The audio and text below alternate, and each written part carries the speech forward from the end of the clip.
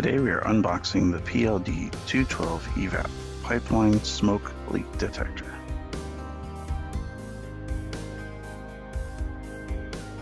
Here we have the main unit out of the box. The remaining parts are contained in this hard case. Here you can see the smoke oil provided,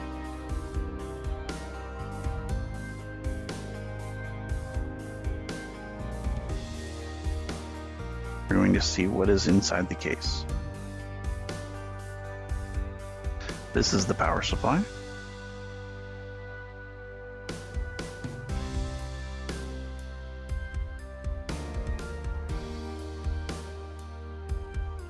Here you can see the smoke hose and airbag.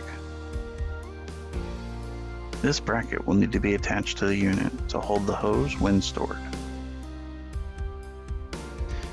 Now we have the cone adapter and oil funnel.